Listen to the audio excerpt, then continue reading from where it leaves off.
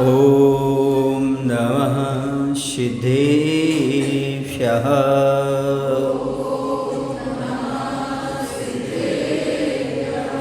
पंकनहि पंकजवनु मुक्तावनु नसीब दीपवनु जलतारहु प्रभु पद पद्म समीप प्रभु पद पद्म समीप।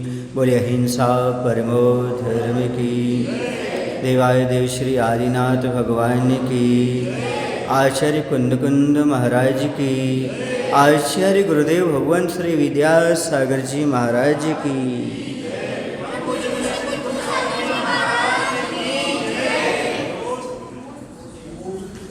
यह कटु सत्य है कि अर्थ की आंखें परमात्मा को देख नहीं सकती। जिसकी दृष्टि मात्र धन ही हो वह धर्म की ओर ध्यान नहीं दे पाता है। जिसकी दृष्टि में मात्र धन ही धन नजर आ रहा हो वह परमार्थ की चर्चा परमार्थ की बात नहीं कर पाता।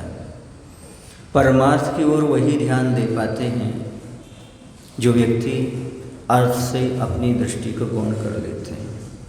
जिसके जीवन में धन गौण हो जाता है वह धर्म की ओर बढ़ जाता है, और जिसकी दृष्टि में मात्र धन ही धन रहता है वह परमार्थ अर्थात धर्म की बात को नहीं सोच पाता। इसलिए यदि धर्ममय जीवन बनाना चाहते हो तो अपनी दृष्टि धन से हटा करके थोड़ी से धर्म की ओर ले जाने का प्रयास करो। अर्थात धन को आजीविका का साधन मानो, जीवन का साध्य मत मानो। जीवन का साध्य तो मात्र धर्म ही है, धन कभी हो नहीं सकता। जिस प्रकार का ध्यान रखते हैं वह अर्थ की दृष्टिकोण करके परमार्थ की ओर बढ़ जाते हैं। कर्तव्य यहाँ पर बताया जा रहा है, अर्थ को गौण करो। जब तक अर्थ गौण नहीं होगा तब तक परमार्थ नहीं आएगा, और जब जब अर्थ हमारा मुख्य रहेगा तब परमार्थ गौण होता चला जाएगा। इस बात को अपनी आँखों से हम प्रत्यक्ष देख सकते हैं, जान सकते हैं।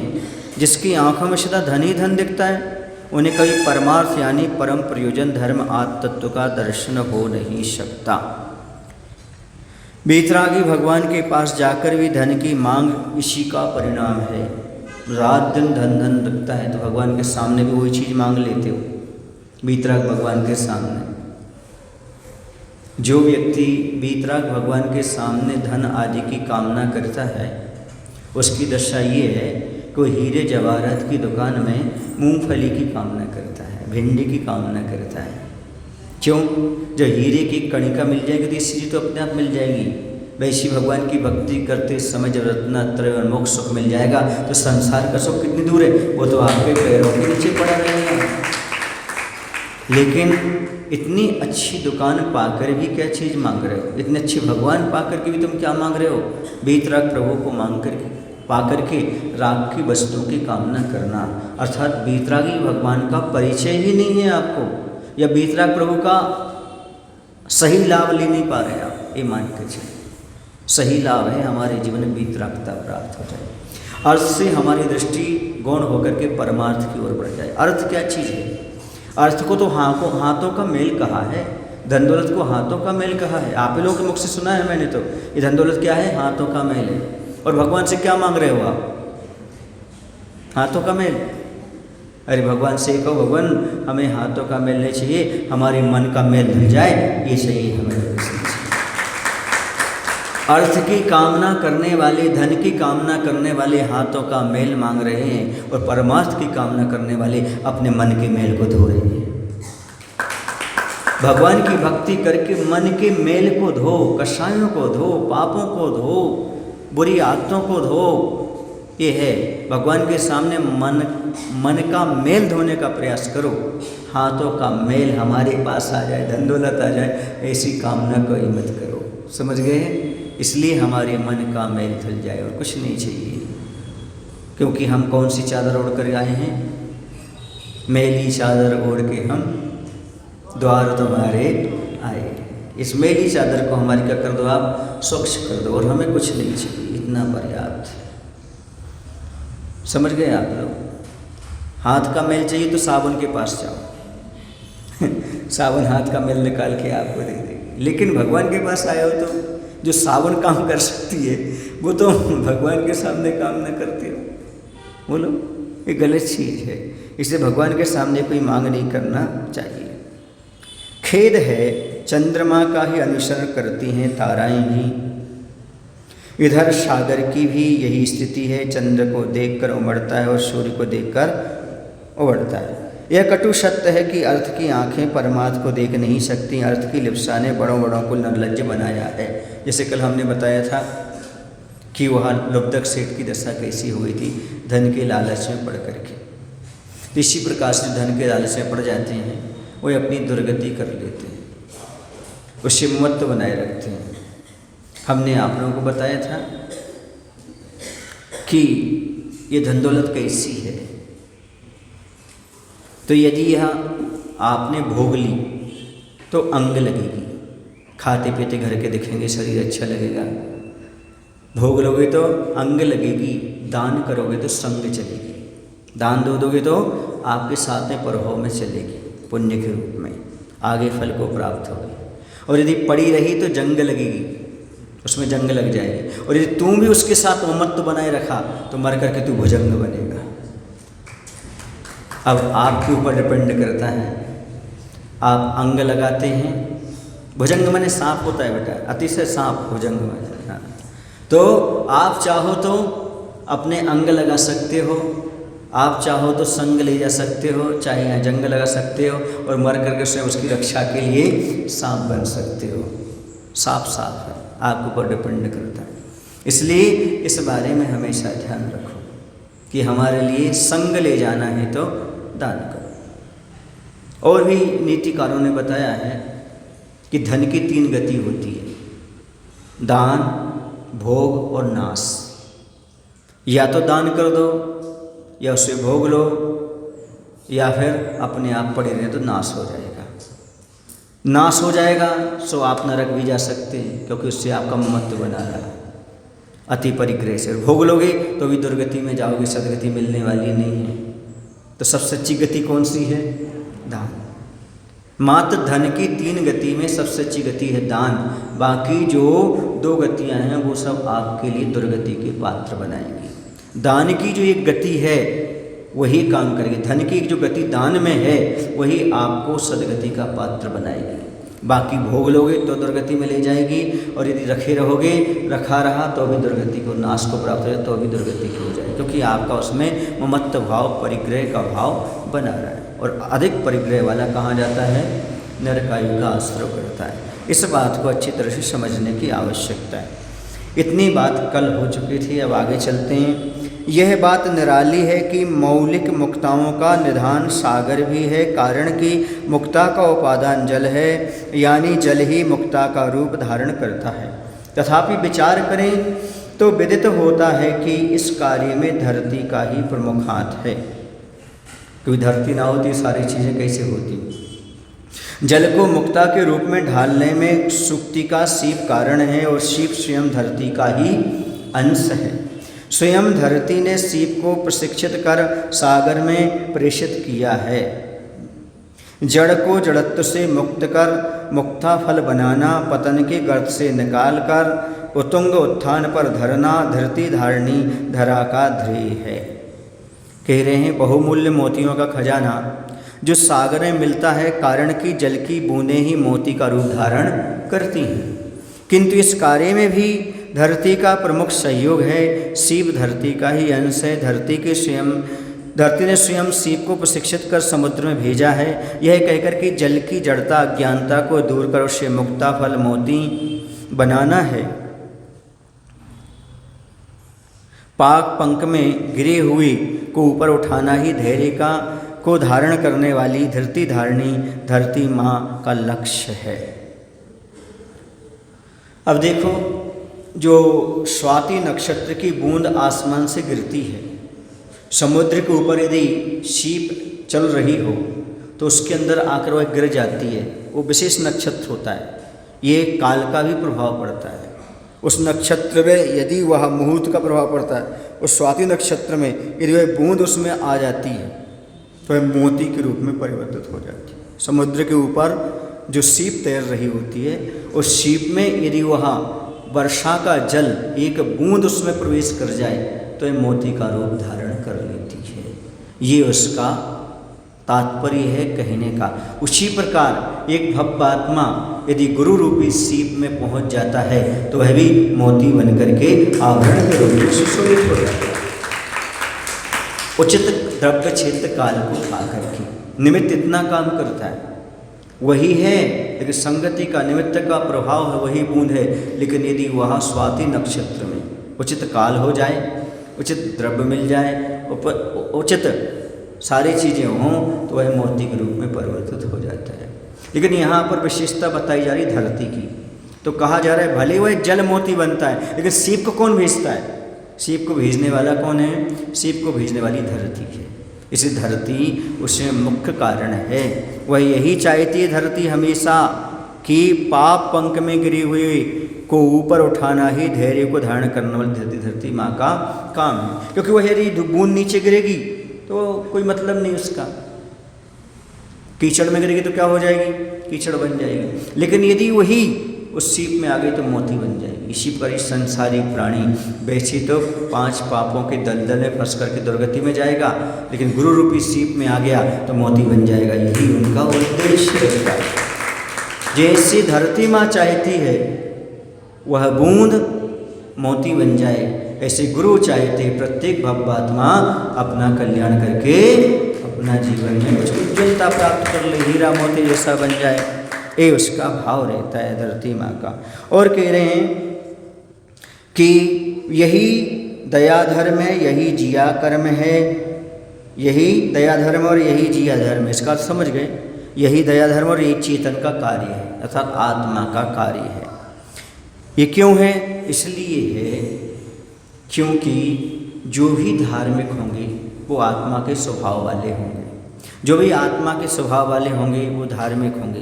वो धार्मिक का कर्तव्य यही होता है, दया धर्म का पालन करना, दूसरे का जैसे बने वैसे उत्थान करना, दूसरा व्यक्ति कैसे कल्याण कर सके ऐसा चिंतन मनन करना, प्रयास करना, उस तक ऐसी चीज़ें भेजना ताकि उसके माध्यम से क्या हो जाए? कल्याण हो जाए। ये उसका उद्देश्य रहता है। यही दया धर्म है और यही चेतन का कार्य है। फिर भी सबकी प्रकृति सही सुलटी हो यह कैसे संभव है?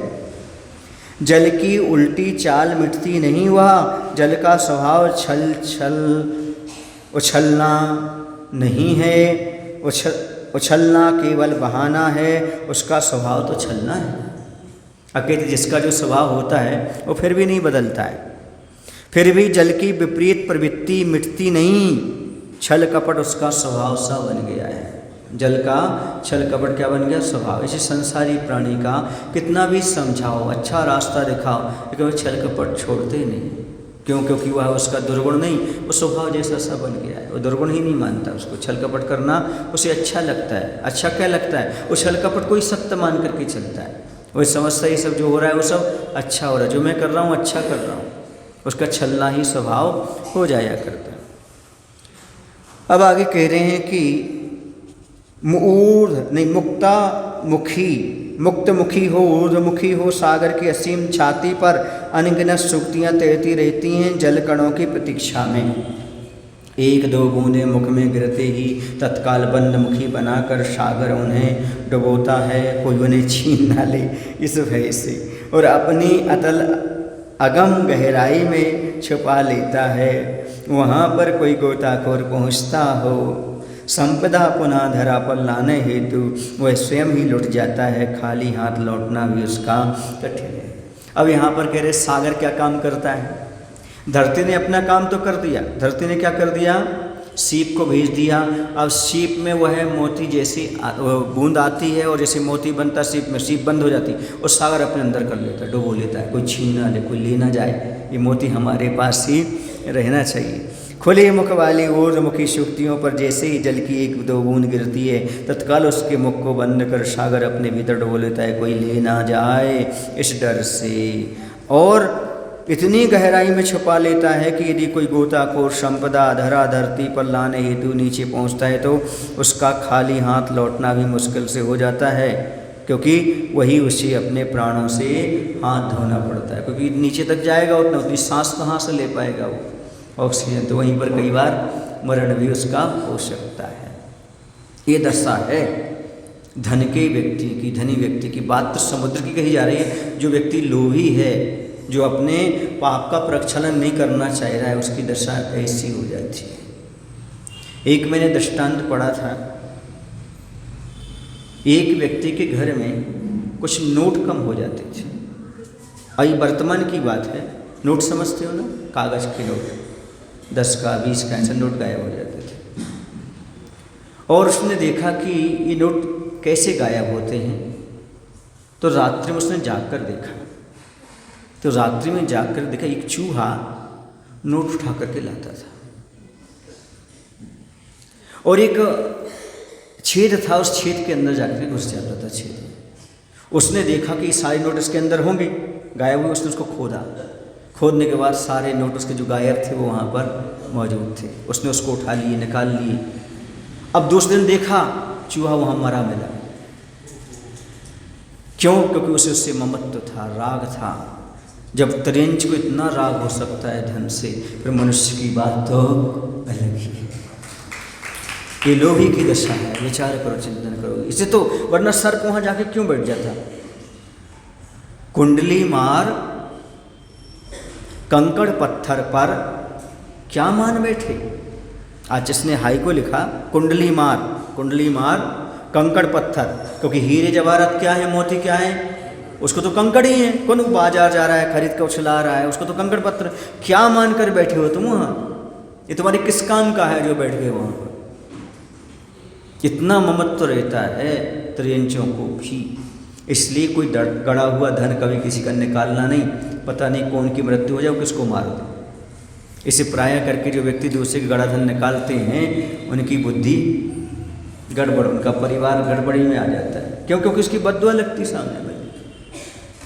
इसने सोचा ही नहीं था, इसने सोचा चूहे के क्या काम के, इस उसने निकाल लिया। वरना निकालता काहे को? क्या उसके 10-50 रुपये में कुछ बिगड़ रहा था क्या? लेकिन उसको ममत्व था धन दौलत से। मतलब पहले जो होगा वो बहुत ज़्यादा धन से मोह रखता होगा, मर करके क्या हो गया, वो चूहा हो गया। गाड़ के रखता होगा, मर गया। अब मर गया तो क्या करे? और वो आदत तो वही रही ना, पूर्व के संस्कार तो वही इसी प्रकार के रहे। कई बार देखने भी आता है बच्चों में बहुत बंदर जैसी चंचलता रही थी। ऐसा लगता है जैसे पूर्व जन्म में ये बंदर रहा। उसकी एक्टिविटीज से मालूम पड़ता, बार बार जीव निकालता है, लगता पता नहीं कौन भाव है, कौन सा जीव कैसा रहा। तो वर्तमान में उसके संस्कार क्या होते हैं? बने से रहते। जैसे चूहे के अंदर वो संस्कार बने हुए थे, वह वो नोट के कारण। उसके क्या काम का था बताओ? लेकिन नहीं, ममत्व भाव। इसी प्रकार से जितनी तुम धन दौलत इकट्ठी कर रहे हो, ये आपके किस काम की? जरा सोचो तो। 5-5 मकान, 4-4 मकान नहीं, बच्चों के लिए कर रहे हैं। किसके लिए कर रहे हैं? बच्चे क्या करेंगे? पुत्र को पुत्र तो का धन संचय, पुत्र सुपुत्र तो का धन संचय। इसमें थोड़ा सा जोड़ लेना। पुत्र को पुत्र तो का धन संचय, यह विषयों में गमा देगा। जो आप धन इकट्ठी करोगे, पुत्र को पुत्र तो का धन संचय, वह विषयों में गमा देगा। पुत्र सुपुत्र तो का धन संचय, वह स्वयं कमा लेगा। पुत्र को पुत्र निकला तो विषयों में गमा दिया, पाप का बंध तुम्हें होगा। और यदि पुत्र सुपुत्र है तो स्वयं कमा लेगा। तुम्हें कमाने की क्या जरूरत है? क्या इकट्ठा करने की जरूरत है? चूहा बनना है क्या? बिल के पास आके बैठना है क्या? नहीं। अब इसमें ममत्व मत लगाओ। जितना कमा रहे हो ठीक है, जितना बच्चे के जीवन के लिए उतना कर दो, बाकी सारा दान पुण्य करो, रखो मत, वरना विषयों में गमा देगा। आप स्वयं उसका सदुपयोग करके जाओ, दान पुण्य करके जाओ। क्यों? क्योंकि धन हमेशा बुद्धि भ्रष्ट करने वाला होता है, यदि इसका सदुपयोग नहीं किया गया तो। सदुपयोग कर दिया तो सब अच्छा होता है। समझ गए? धन कम हो तो संतोष रखो।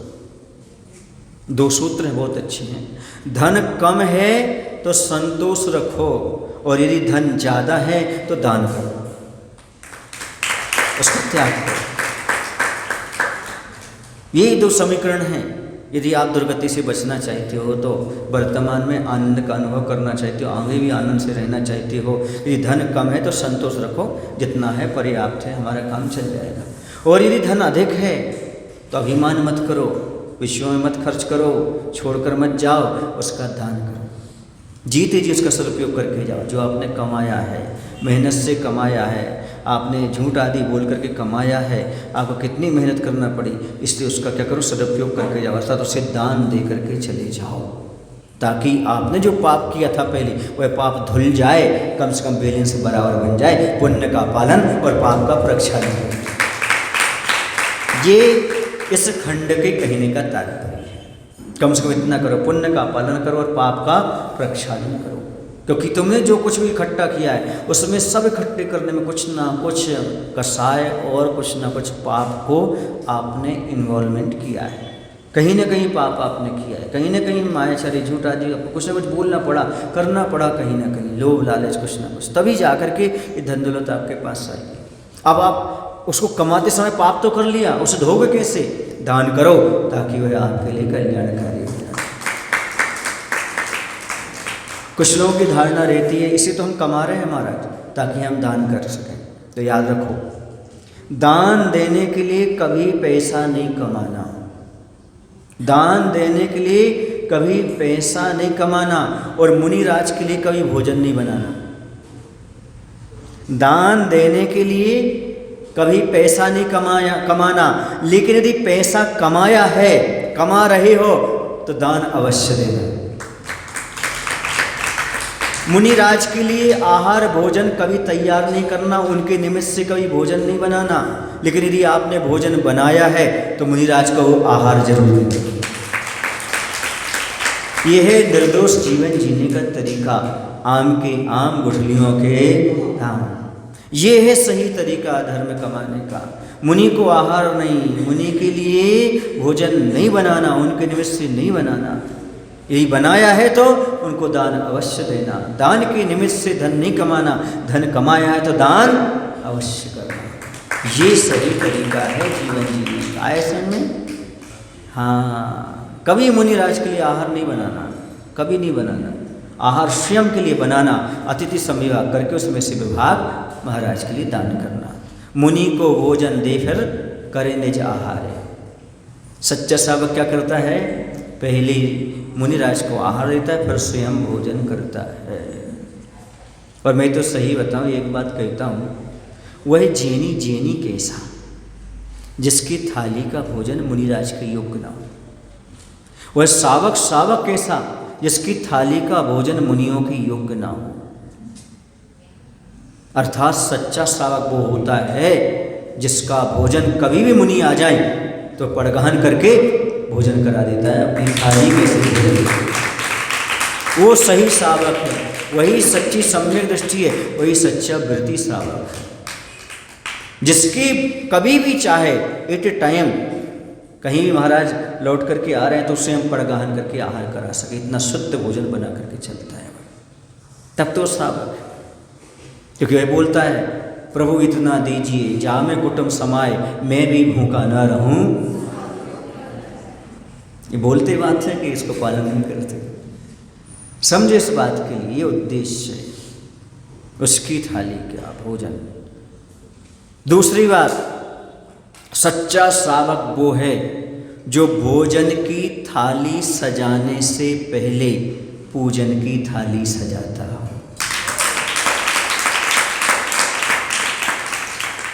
जितना समय वह भोजन की थाली सजाने में लगाता हो, उतना समय और उतना सोच समझ के अच्छे अच्छे पदार्थ पूजन की थाली में रखता हो, और पहले भगवान का अभिषेक पूजन करता हो, उसके बाद जाकर के घर में भोजन करता हो, या मुनि हो तो मुनि को दान देके पर भोजन करता हो, वही सच्चा सावक।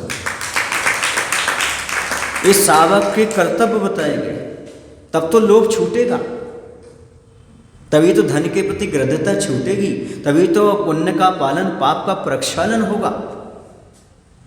पुरुषार्थ सिद्धि उपाय में कहा दान देना क्रिया नहीं है, दान देना धर्म है। कैसे? उन्होंने कहा दान देने से लोभ छूटता है और राग छूटता है।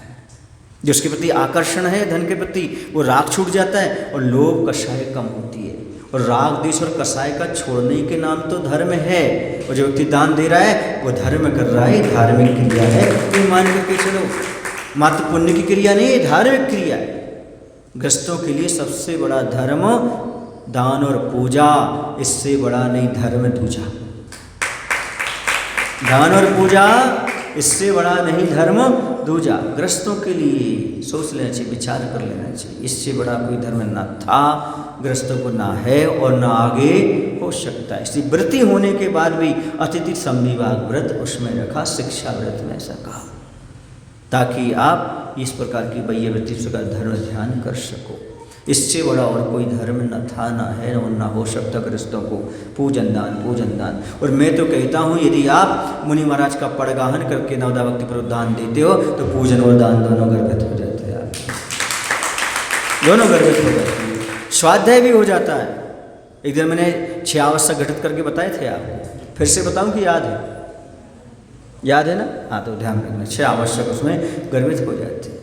मुनि की चर्या सहज नहीं है, इस चर्या के साथ इसे तो कहा है ग्रस्त मात्र दान नहीं देता, आहार नहीं देता, बल्कि तप, तपस्या और रत्नत्रय भी गर्भित हो जाते हैं उसमें। क्यों हो जाते हैं? क्योंकि महाराज उससे रत्नत्रय की साधना करते हैं, तपस्या करते हैं। वह भी दान स्वरूप मान के चलो, क्योंकि निमित्त बन रहे ना उसमें आप, तो ऐसा लिखा है। ग्रस्त सहज नहीं होता। आज जैसे कहते हैं ग्रस्त तो गार्ड के डिब्बे में बैठा हुआ हरी झंडी वाला है, समझ गए ना? मुनि महाराज ड्राइवर जो धर्म की गाड़ी को खींच रहे हैं, लेकिन जब तक पीछे हरी झंडी नहीं होती तब तक ड्राइवर भी आगे गाड़ी कैसे बढ़ाए। कितना महत्व होता है गृहस्थ का। गृहस्थ का ही बहुत बड़ा महत्व होता है धर्म ध्यान करने में, कराने में, चर्या का पालन करने में। ये सारा का सारा योगदान किसका रहता है? गृहस्थ का। इसे गृहस्थ को एकदम ऐसा ना माने, उसका भी धर्म है, समझ गए? एक बार किसी ने हमसे कहा था, संचालन था और संचालन कर रहा था, संचालक था, और संचालक ने मंच पर बोला, हे महाराज आप हमारे सोने मन मंदिर में आ जाते हो, आपको चोरी का दोष नहीं लगता? आप कभी भी हमारे मन में आ जाते हो। हाँ, हमने कहा नहीं, गृहस्थ के मन में यदि साधु पहुंच जाते हैं तो महाराज को चोरी का दोष नहीं लगता। क्यों? क्योंकि गृहस्थ जब तक अपने मन में साधु परमेष्टि को बुलाना नहीं, तब तक उसका धर्म नहीं निभता। इसलिए हमें चोरी का दोष नहीं। और बिना बुलाए तो तुम्हारे उस घर नहीं जाते, उस घर में कैसे जाएंगे? आपने बुलाया है तभी तो गए, क्योंकि तुम्हारा उसके बिना धर्म चल ही नहीं सकता, निभ ही नहीं सकता। गृहस्थ का धर्म परावलंबन है, गुरु उपासना, दान, ये गुरु के बिना संभव है क्या? छावसक कैसे पालेगा? ऐसे गुरु को मन में बिठाए बिना उसके धर्म पलते नहीं, छावसक पलते नहीं। इसलिए महाराज को किसी प्रकार का कोई दोष नहीं। समझ गए? चलिए आगे चले। अब यहाँ पर ये बात कही जा रही थी कि वह सागर क्या कर लेता है, उसके लिए अपने अंदर प्रवेश करा लेता है। और कोई यदि वह मोती को लेने का प्रयास करता है तो वह मोती क्या होता है, वह इतनी गहराई तक ले जाता है। कहने का तात्पर्य ये है कि आदमी को धन से कितना ममत्व रहता है।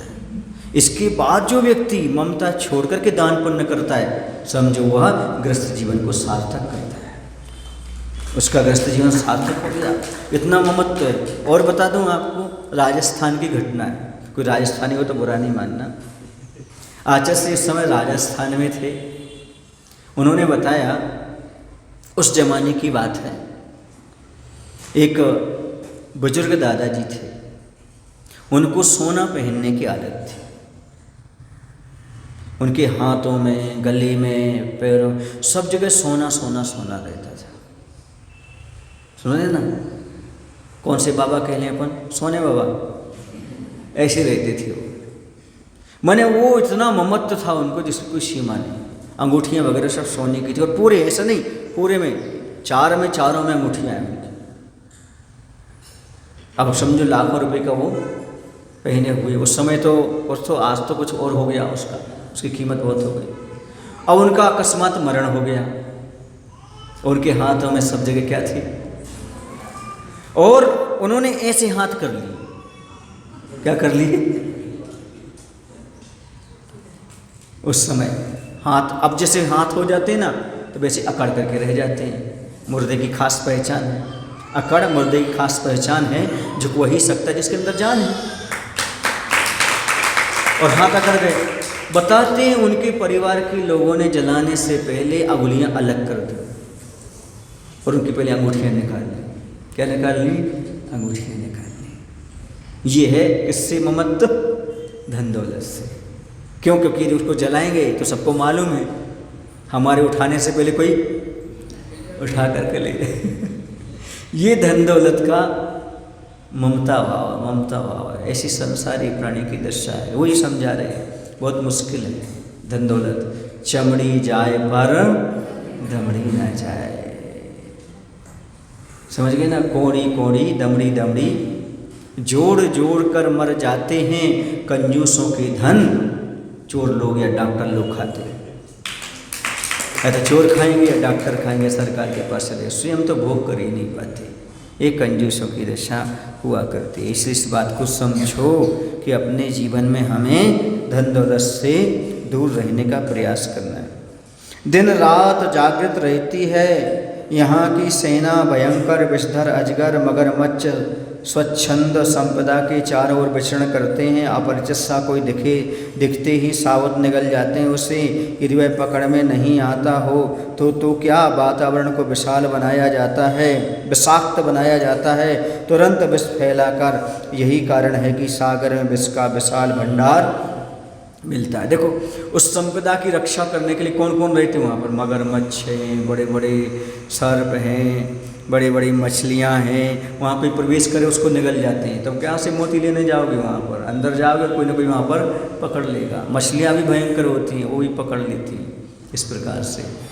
तो कह रहे इस प्रकार की दशा वहाँ समुद्र के अंदर होती है। कहीं भयंकर नाग है, कहीं मगरमच्छारी उस संपदा के आसपास निरंतर दिन रात घूमते रहते हैं। कोई अपरिचित पहुँच तो जाए, सावध निगल लेते हैं। यदि वह पकड़ में ना आए तो पूरी वातावरण विष फैला देते हैं ताकि वह विष के कारण मर जाए। लगता है इसी कारण समुद्र में विष यानी जहर का विशाल भंडार हुआ करता है। पूरी तरह जल से परिचित होने पर भी आत्म कर्तव्य से चलित नहीं हुई धरती, वहाँ कृतज्ञ के प्रति विघ्न उपस्थित करता तो दूर, विघ्न का विचार तक नहीं किया मन में। निर्विघ्न जीवन जीने हेतु कितनी उदारता है धरती की, यह उद्धार की ही बात सोचती रहती सदा सर्वदा सबकी। और देखो यहाँ पर ही, और दूसरी ओर देखो आप, ये समुद्र की दशा ऐसी है। और धरती क्या कह रही है? धरती की ओर देखो, संसार में सब प्रकार के लोग हैं, संसार में सब प्रकार के लोग हैं। रामायण काल में भी थे, महाभारत काल में भी थे, आज के काल में भी हैं। वहाँ भी राम थे तो रावण भी था, वहाँ युधिष्ठिर थे तो दुर्योधन भी था। आज भी ऐसी स्थिति है। उस समय रावण ने अपना काम किया, दुर्गति चला गया, राम ने अपना काम किया, सदगति प्राप्त कर गए, मोक्ष चले गए, भगवान बन गए। उस समय युधिष्ठिर भगवान बन गए, वहाँ दुर्योधन अपनी गति को प्राप्त हो गया। ऐसे आज भी आप घबराइए मत, आज भी यहाँ दोनों प्रकार के लोग हैं। इसलिए आप दुर्योधन और रावण ना बने, आप राम और युधिष्ठिर बने। आज का युग भी अच्छा है। मैंने माना कि दुनिया बुरी है, और तुम्हें अच्छा बनने से किसने रोका? आप तो अच्छे बन जाओ ना। युग में कोई अच्छा नहीं होता, हमारे भाव कब कैसे कर जाएं ये बनाने का प्रयास करो, भाव को अच्छा बनाने का प्रयास करो। तो कह रहे जल के स्वभाव को अच्छी तरह जानते हुए भी धरती माँ ने अपना कर्तव्य नहीं छोड़ा। अपकार करने वाले के प्रति विघ्न करने का विचार भी उसके मन में नहीं आया। हमेशा सबके जीवन विकास की बात ही सोचती रहती है। कितनी उदार हृदय वाली है यह धरती माँ। इसलिए अपने वंश, अपनी संतान बांस को भी कह दिया उसने अपने वंश संतान को क्या किया, देखो ना बांस भी धरती का अंश है, धरती ने कह रखा है बांस से की। अब देखिए कहते हैं कोई अपने प्रति बुरा करता है, उसके प्रति हर व्यक्ति बुरा करता है। जो अच्छा करता है उसके प्रति व्यक्ति अच्छा करता है, लेकिन अच्छा करने वालों के साथ अच्छे करने वाले तो बहुत हैं, लेकिन धरती माँ तो बुरा करने वाले के प्रति भी अच्छा कर रही है। याद रखना, धर्मात्मा वो नहीं होते जो अच्छे व्यक्ति के साथ अच्छा व्यवहार करते हैं, बल्कि धर्मात्मा वो होते हैं जो हमारे प्रति बुरा व्यवहार करे, उस बुरे व्यक्ति के प्रति भी अच्छा व्यवहार करते हैं। अच्छे के प्रति अच्छा और बुरे के प्रति बुरा करना ये सामान्य व्यक्ति का लक्षण है, लेकिन अच्छे के प्रति अच्छा करना और बुरे व्यक्ति के प्रति भी अच्छा करना ये एक अच्छे धर्मात्मा का लक्षण है। वह हमेशा अच्छा ही अच्छा सोचता है, बुरा हो तो अच्छा, अच्छा हो तो अच्छा, जहाँ देखो वहाँ अच्छा अच्छा अच्छा अच्छा, वही है धर्मात्मा सच्चा। उसका लक्षण है सबके प्रति अच्छा अच्छा अच्छा, समझो धर्मात्मा है अच्छा, और यही है धर्म सच्चा।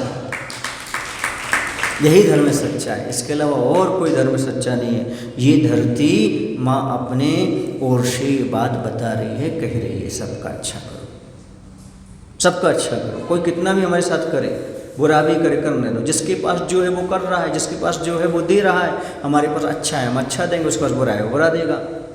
हमारे पास अच्छा है ये परिचय दो, हमारे पास सब अच्छा है। एक बहुत अच्छा उदाहरण मिलता है, कोई संत थे, सज्जन व्यक्ति थे, वह चले जा रहे थे, तो रास्ते में उन्होंने देखा कि एक तालाब पड़ता है या नदी पड़ती है।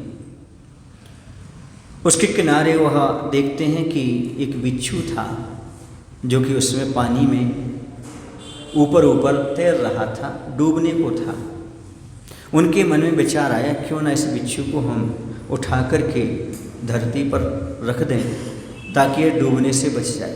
उन्होंने अपना हाथ बिच्छू को उठाने के लिए नीचे की ओर किया, बिच्छू ने क्या कर दिया, डंक मार दिया। और स्वाभाविक है जब दर्द होगा तो अपने आप हाथ छूट जाएगा, फिर वही बिच्छू उसी पानी में गिर गया। ऐसा उन्होंने 2-4 बार प्रयास किया, लेकिन वह तो डंक मार देता। वही एक किनारे पर खड़ा व्यक्ति बोलता है, हे भले मानव, हमें समझ में नहीं आता, वह बार बार तुम्हें डंक मार रहा है और तुम बार बार उसे बचाने का प्रयास कर रहे हो। तो उन सज्जन साधु ने एक ही जवाब दिया, भाई उसका स्वभाव डंक मारना है और मेरा स्वभाव बचाना है। जब वह अपना मारने का स्वभाव, डंक मारने का स्वभाव नहीं छोड़ रहा है, तो मैं बचाने का स्वभाव कैसे छोड़? जब एक अज्ञानी जीव अपना स्वभाव नहीं छोड़ सकता, तो मैं तो ज्ञानी जीव हूँ, मैं अपना स्वभाव कैसे छोड़ सकता हूँ? इसी प्रकार जो अपकार करने वाला पापी जीव वो अपना स्वभाव नहीं छोड़ रहा, तो हम तो उपकार करने वाले धर्मात्मा हैं, हम अपना स्वभाव क्यों छोड़ दें? हम तो अपना स्वभाव ही बना सकते। ये है सज्जन का स्वभाव, साधु का स्वभाव, अपकार करने वाले के प्रति भी उपकार करना, बिच्छू जैसा डंक मारने वाले के प्रति भी सद्भावना प्रेषित करना। ये बहुत कठिन है, ये लॉजिकल उतरता नहीं आदमी के गले में, लेकिन धर्म यही कहता है। धर्म तर्क से नहीं चलता, तर्क वाले तो नर्क जाते हैं, ये तो श्रद्धा और समर्पण से चलता है। धर्म श्रद्धा और समर्पण से चलता है, और जो श्रद्धा और समर्पण वाले होते हैं वो स्वर्ग में जाते हैं, तर्क वाले नरक की ओर जाते हैं। इसलिए तर्क से नरक प्राप्त मत करो, श्रद्धा और समर्पण जगाओ और स्वर्ग जैसा वातावरण बनाओ और आगे भी स्वर्ग का निर्माण करो। ये है सारी की सारी चीज़ें। यदि समझना चाहें तो विघ्न संतोषी को ही संतुष्ट करना, ये अपने आप में बहुत बड़ा गुण है। ठीक है, उसका काम वो कर रहा है, हमें अपना काम करना चाहिए। नहीं महाराज, कहाँ तक? तो ध्यान दो, जैसे को तैसा होना चाहिए, जैसे को तैसा होना चाहिए। तो जैसे को तैसा वाला यदि आप विचार रखते हो तो दुनिया में रावण पैदा होंगे, दुनिया में दुर्योधन पैदा होंगे, दुनिया में हिटलर पैदा होंगे, दुनिया में लादेन पैदा होंगे, यदि आप जैसे को तैसा विचार रखोगे। यानी अपकारी पर अपकार करने का भाव रखोगे तो। लेकिन अपकारी पर सद्भाव न रखोगे, जैसे को तैसा नहीं, जैसे को वैसा, जैसा धर्म में कहा है वैसा करने का प्रयास करोगे। अरे अपकारी का भी उपकार करोगे तो इस दुनिया में राम पैदा होंगे, युधिष्ठिर पैदा होंगे, कृष्ण पैदा होंगे, महावीर पैदा होंगे, हनुमान पैदा होंगे, आदिनाथ पैदा होंगे। आप सृष्टि को किस रूप में देखना चाहते हो? रावण से भरी सृष्टि की राम से भरी सृष्टि, दुर्योधन से भरी सृष्टि के युधिष्ठिर से, हिटलर से, लादेन से, किससे देखना चाहते हो? तो देख लो आप। इसलिए टेक फॉर टेक, क्या कहते हैं आप लोग? हाँ, तो ऐसा मत करो, बल्कि अपने आप में आप जैसे को तैसा करने की जरूरत नहीं है, बल्कि अपना जैसा स्वभाव है वैसा करो। धर्म में जैसा बताया, अच्छे के साथ अच्छा, लेकिन बुरे के साथ भी अच्छा व्यवहार करने का प्रयास करो। वो 2 पंक्तियाँ याद करो, न किसी की नज़र बुरी हो, ना हो किसी का मुँह काला, सबको हमेशा खुश रखे ऊपर वाला, हमेशा सबको खुश रखे। ये सोचो, क्यों किसी की नज़र बुरी हो, क्यों किसी का मुँह काला हो, ऐसे अपन बोले क्यों, ऐसे शब्द बोले क्यों? सबका भला हो, जो हमारे साथ जैसा सोच रहा है, समझ के। बुरा करने वाले का भी भला हो और भला करने वाले का भी भला हो। अब हे भगवान, किसी का भला होगा या ना होगा मुझे पता है, जो इस प्रकार के भाव रखता है उसका भला जरूर होगा। कर भला होगा भला, कुछ देखे कोई देखे या ना देखे, ऊपर वाला तो देखते ही होगा। ऊपर वाला मैंने कर्म तो जानता ही है तुम भला कर रहा है कि बुरा कर रहा है। किसी कर्म में तुम्हें फल देने वाला है, ऊपर वाला मैंने भगवान आपको फल नहीं देगा, देगा कौन? हाँ, इसलिए कह रहे हैं उस कर्म ऐसे करो जो कि कर्म आपको सहयोगी बन सके, काम कर सके। देखो कितनी उदार हृदय वाली धरती है, वह हमेशा दूसरे के हित की बात ही करती रहती है, हमेशा जीवन विकास की बात करती है, विनाश की बात नहीं करती। विनाश करने वाले की बात नहीं, विकास करने वालों की कीमत है। विनाश करने वाले दुनिया में सम्मान नहीं पाते, सबके सम्मान के पात्र बनते हैं तो जीवन में विकास करते, अपना भी और दूसरा भी। इसलिए उसने अपनी संतान बांस को कह दिया, वंश की शोभा तभी है जल को मुक्ता बनाते रहोगे युगों युगों तक, संघर्ष के दिनों में भी, दीर्घ श्वास लेते हुए भी, हर्ष के क्षणों में भी, फिर क्या कहना। वंश पत्र होता है, एक वंश मुक्ता भी होता है, एक सीप मुक्ता होता है, दूसरा वंश मुक्ता। माने बांस के वृक्ष में भी वह बूंद क्या बन जाती है? मोती के रूप में। गज मुक्ता होता है, क्या होता है? गज के शरीर में भी मोती का निर्माण होता है। तो यहाँ पर वही बात कि वंश की शोभा तभी है, जिस उदार वंश में तुमने जन्म लिया है उसकी शोभा तभी है जब कठिन से कठिन परिस्थितियों में कष्ट को सहते हुए अथवा हर्ष का माहौल हो तो भी प्रसन्न रहते हुए सदा जल को मोती बनाते रहो। समझ गए ना? यही है, और उसके अलावा और कुछ भी नहीं सार्थकता जीवन की। समझ रहे? ये बात कह रहे, कौन कह रही है बात? हर्ष के क्षणों में भी, फिर क्या कहना, दीर्घ श्वास लेते हुए हर्ष के क्षणों में भी, संघर्ष के दिनों में भी, ये बात कह। देखो हर परिस्थिति में मुस्कान आ गई, समझो उसके जीवन में जिंदगी सहज हो गई, उसकी जिंदगी क्या हो गई? सहज हो गई। यदि हर परिस्थिति में, गलत परिस्थिति कैसी भी, हर परिस्थिति में जिसको मुस्कुराना आ गया, हर परिस्थिति में जिसको मुस्कुराना आ गया उसे सच्चे मायने में जीना आ गया। हर परिस्थिति में जिसके मुस्कुराना आ गया उसे सही मायने में जीना आ गया। हर परिस्थिति में कर्तव्य निभाना जिससे आ गया उसके जीवन में सच्चा धर्म आ गया, उसके जीवन में सच्चा धर्म आ गया। हर परिस्थिति में मुस्कुराओ, जीना आ जाएगा, और हर परिस्थिति में कर्तव्य निभाओ, सच्चा धर्म प्राप्त हो जाएगा। जीवन जीना चाहते हो, सच्चा धर्म पाना चाहते हो तो हर परिस्थिति में मुस्कुराओ, और हर परिस्थिति कैसी भी आ जाए उसमें अपना कर्तव्य मत छोड़ो, कर्तव्य का पालन करो। मेरा कर्तव्य है सबका भला करना, सो कर रहा हूँ कैसा भी हो। जो व्यक्ति कुल के अनुसार आचरण करता है उसकी कुल वंश में कभी कोई दोष नहीं लगता। ये बांस को समझाया जा रहा है। कौन समझा रही है? धरती माँ। अपने वंश को सम्मुत करो, कुल के अनुसार कार्य करो, कलंक कभी तुम्हें छू नहीं पाएगा। जो कुल के अनुरूप कार्य करता है, जिस कुल में आचरण उस कुल के अनुसार, उसका कुल कभी कलंकित नहीं होता, कलंक उसे छू नहीं सकता। जैसे आप जैन कुल में जन्म लिए हो, यदि रात्रि भोजन का त्याग, छना पानी, देवदर्शन, इसको पालन करते हो, कलंक आपको कभी छू नहीं पाएगा।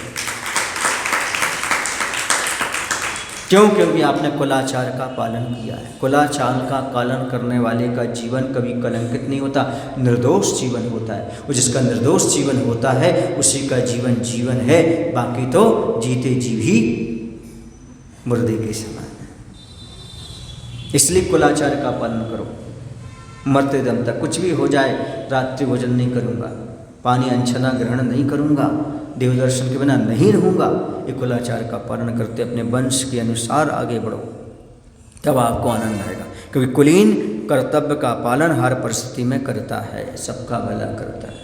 कुलीन माने कुलवान, जो कुल में रहता हो, अच्छे कुल का हो, अच्छे खानदान का हो, मालूम पड़ता है।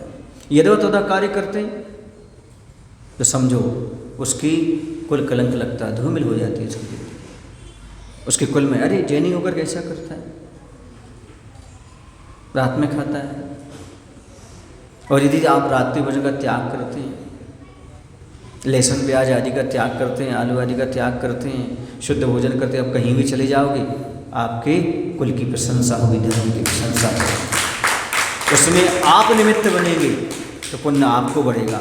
और यदि आप रात्रि में खाते हैं, लहसुन प्याज आदि खाते हैं, जमीकंद खाते हैं, होटल में खाते हैं, अरवा तदवा खाते पीते हैं, तो लोग कहेंगे जैनी होकर के ऐसा करता है, तो कुल कलंक का पाप भी आपको लगेगा।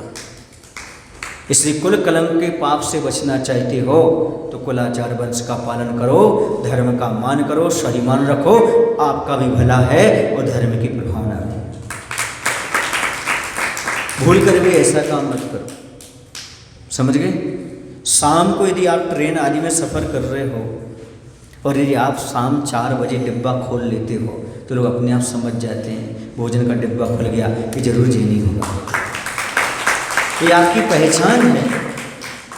लोटा, डोरी, छन्ना, कनक, कलेवा, भन्ना, ये 6 चीज़ें लेकर के सावक चलता है, ताकि कहीं कुछ भी अवक्ष आदि का भक्षण ना करना पड़े, बेसमय भोजन ना करना पड़े, समय पर खान पीन करो। अभी ये लोग तमिलनाडु उड़ गए हैं तो वैभव वगैरह सब लेट क्यों हो रहे हो? नाश्ता लेके जा रहे हैं। उनका बहुत अच्छा, क्यों? क्योंकि अपना स्वयं का भोजन करेंगे और कहीं नहीं करेंगे, कुलाचार का पालन करेंगे, अच्छे कार्य के लिए। समझ आ रहा है? हाँ, ये काम का भी है और नाम का भी। नाम भी होता है और अपना काम भी होता है। इसके साथ साथ आत्म राम की पहचान भी होती है, इसके साथ साथ मुक्ति धाम की भी तैयारी होती है। ये काम कभी छूटना नहीं, अपने कुलाचार से मुख नहीं मोड़ना। नहीं भाई, ये काम तो मैं करूँगा ही करूँगा, क्योंकि मैं कौन हूँ? जैनी हूँ। गर्व से कहो हम जैनी, गर्व से कहो हम विद्यासागर के शिष्य हैं, गर्व से कहो हम जैनी हैं, गर्व से कहो हम वीतराग भगवान के उपासक। ये गर्व होना चाहिए। वही यहाँ पर कहा जा रहा है, संघर्ष के दिनों में भी, दीर्घ श्वास लेते हुए भी, हर्ष के क्षणों में भी, फिर क्या कहना, हमें अपने वंश की शोभा बढ़ाना है। कोई भी परिस्थिति आ जाए हम समझौता नहीं करेंगे, सिद्धांत तो समझौता नहीं करेंगे। हम कहीं भी नौकरी करने कहीं भी चले जाएं, नहीं खाएंगे नहीं खाएंगे, रात में नहीं खाएंगे, आपकी व्यवस्था होगी, करना पड़ेगी।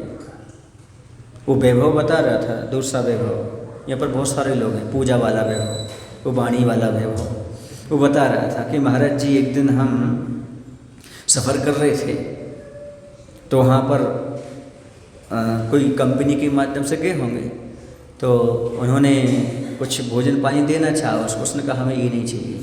अच्छा, बोले आप जैन हैं? बोले हाँ, तो आपके लिए लाते हैं। तो अलग से वो दाल और चावल लेकर के आए। क्यों? क्योंकि यदि आप नियम का पालन कर रहे हो तो देवताओं को भी उनकी बुद्धि पलटना पड़ेगी और आपको कहीं ना कहीं व्यवस्था करना। नियम में इतनी क्षमता होती है, 1-2 बार कष्ट सहन करके तो देखो आप, नियम लेकर के तो देखो आप। मैं अपनी प्रशंसा हो जाएगी फिर भी बता देता हूँ, क्योंकि नियम की बात तो नियम की बात होती है। मैं ब्रह्मचारी अवस्था में था तो मैं ब्रह्मचर्य अवस्था में भी नगर नगर में रहता था, जाता था, आता रहता था।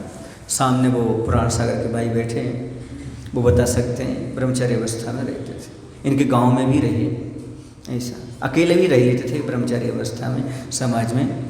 तो एक गांव में हम पहुँचे, एक मात्र धोती दुपट्टा हाथ में, एक कैन शुद्धि के लिए और निकल गए और पहुँच गए। वहाँ गए, वहाँ जाने के बाद किसी ने कुछ भी नहीं पूछा, नए नए ब्रह्मचारी थे। उस गांव में जाकर के अपन पहुँच गए। पहुँचने के बाद कुछ किसी से कुछ बात नहीं की, अपनी भगवान की आराधना की, सामायिक की, सब कुछ कर लिया और ये संकल्प कर लिया 10 बजे तक कोई पूछता है तो ठीक है, वरना आज भोजन का त्याग। अब 10 बजे तक कुछ महिलाएं देखती रही, भैया आए, कहाँ आए, किसकी रिश्तेदारी में आए, कहाँ आए, कैसे आए, कुछ रहे। जब देखा फिर किसी ने बताया वो भैया तो अभी भी मंदिर में बैठे हैं, लगभग बज गए होंगे 11:30। वो आकर के बोलते हैं, भैया आपका भोजन पानी? हमने कहा 10 बजे तक का नियम था, किसी ने नहीं बोला तो हमारा तो आज उपवास है। सारे नगर में ये हो गया, भाई एक ब्रह्मचारी आए हैं, उन्होंने ऐसा नियम लिया है, अब कोई जो है ना, हाँ, अब शाम को 10 लोग आ गए, हमारे यहाँ भोजन, हमारे यहाँ भोजन, हमारे यहाँ भोजन। समझ में आ रहा है ना, एक दिन के उपवास में इतनी व्यवस्था हो जाए। कहने का तात्पर्य ये है, यदि आप सही स्वाभिमान के साथ चलते हो, समझौता नहीं करते हो, आलोचना करने की क्या जरूरत है, सामान्य बुलाया नहीं, किया नहीं, ऐसा, अरे आपका पुण्य तो आजमाओ, आपको कौन जानता है, आप तो आए शांति से बैठ जाओ, फिर देखो आपकी लाइन लग जाएगी। और गए थे 2 दिन को 2 महीने रह के आए थे उस नगर, ऐसा हो रहा है।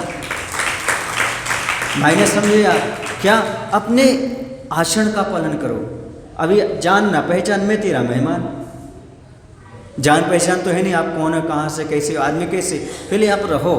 इसलिए मैं कहा करता हूँ, अंतिम बात कह करके अपनी बात को समाप्त करता हूँ, मैं कभी भी किसी नगर में आगवानी से खुश और नाराज़ नहीं होता, और मुझे उससे कोई लेना देना नहीं है कितने लोगों ने आगवानी की और कितने लोगों ने नहीं की। क्यों? क्योंकि आगवानी जो होती है वह भेष की होती है, समझ गए, बाहर के भेष की, लेकिन विदाई हमारी चर्या की और आचरण की होती है। हम क्या दे करके गए हैं, क्या हमने जीवन जिया है, ये हमारी पहचान है। उस समय ध्यान आता है कि हमारी चर्या कैसी रही, विदाई में कैसा रहा, समझ गए ना, कौन हमें गांव से छोड़ने आया, कौन छोड़ने नहीं आया, और किसकी आंखों में आंसू आए, किनकी आंखों में आंसू नहीं आए, कौन चाह रहा था, कौन नहीं चाह रहा था, वो मेरी चर्या बताती। कौन बताती है? चर्या बताती, मेरा व्यवहार बताता है, मेरा धर्म ध्यान बताता है। उसके बारे में जरूर मैं सोचता हूँ कि कैसा रहा मेरा, समझ गए, अगवानी नहीं, क्या विदाई कैसी होती है, तब समझ में आता है कि हमने क्या बोया, क्या पाया, क्या खोया, उससे ज्ञान। ऐसी आप भी समझना, आप कहीं जाते हो तो आप अपना परिचय अपने आप नहीं लेना, जब आने लगो तब सामने वाला आपका परिचय देगा, आपको देने की जरूरत है। बोले महावीर भगवान की, आचार्य विद्यासागर जी महाराज की जय। आपको याद दिलाता दे रहा हूँ ताकि एकदम झटका ना लगे, थोड़ा थोड़ा सा, है ना, थोड़ा सा कम हो जाए, जाते समय आपको दुख ना हो, ये बात बता दे रहा हूँ। हे प्रभु, हम सभी को इतनी शक्ति, इतनी बुद्धि देने की कृपा करो ताकि हम धन कमाते हुए उसका सदुपयोग कर सकें। पूरे जीवन में जो कुछ भी मैंने इकट्ठा किया है वह नाश को प्राप्त ना हो, वह भोगों में ना जाए, 100% धर्म ध्यान में लगा सकें, ऐसी शक्ति, ऐसी बुद्धि देने की कृपा करो। नमो शिवाय। जावाणी के ज्ञान दे सूझे लोकालोक, शोवाणी मस्तक धरो सदा देते हो दो। हे जिनवाणी भारती माँ तो जपो दिन रे, जो तेरे शरण